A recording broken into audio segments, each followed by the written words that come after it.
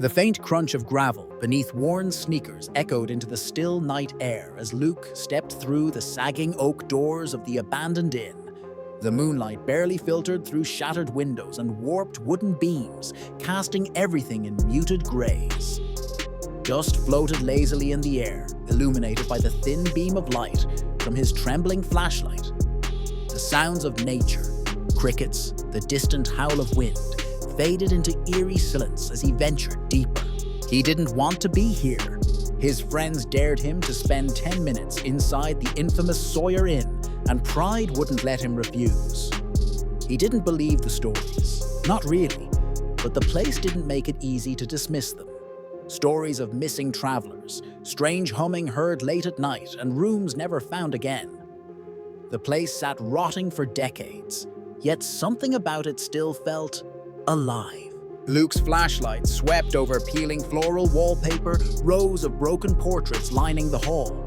Their faces were blurred, smudged, almost as though time itself had erased their identities.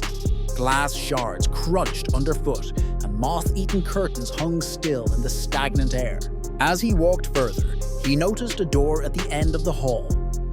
Its brass number plate gleamed as if untouched by age. Room 2. Luke paused, his heart pounding. That was the room everyone talked about. The last place anyone saw Henry lead, the hiker whose disappearance sparked the legend. His hand shook as he reached for the rusted doorknob and twisted it. With a creak that sounded louder than it should have in the oppressive silence, the door swung open. Inside was not what he expected. The room was pristine, impossibly untouched. Antique furniture gleamed in the flickering glow of a yish that crackled warmly in the hearth. But Luke's breath hitched as his flashlight revealed the collapsed chimney above it.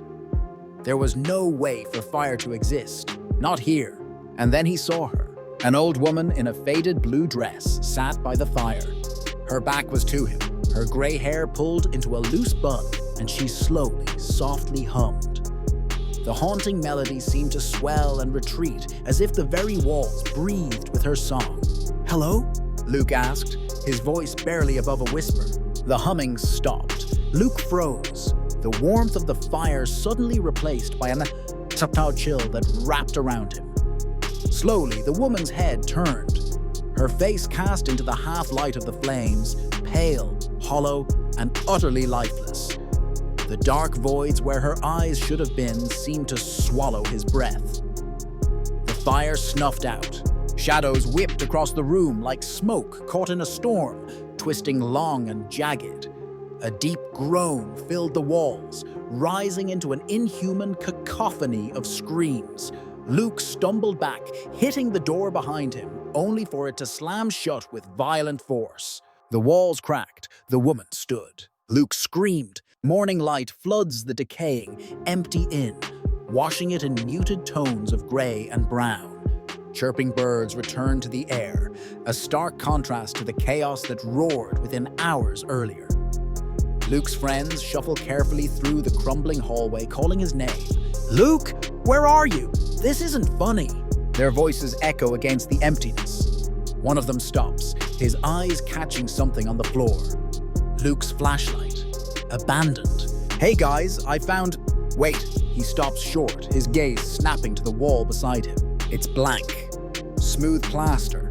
A stretch of wall where the door to room 210 should have been. What is this? I swear. Where? Wasn't there a... The group stares in confusion. No door, no room, only silence. As the camera lingers on the blank wall, the faintest sound begins. A soft, distant humming, muffled but unmistakable. Growing louder, it seems to come from somewhere deep within the walls. The sound rises ever so slightly as the camera zooms closer and closer, before all cuts to black. The humming echoes faintly in the void, until there's nothing but silence. Then, complete darkness.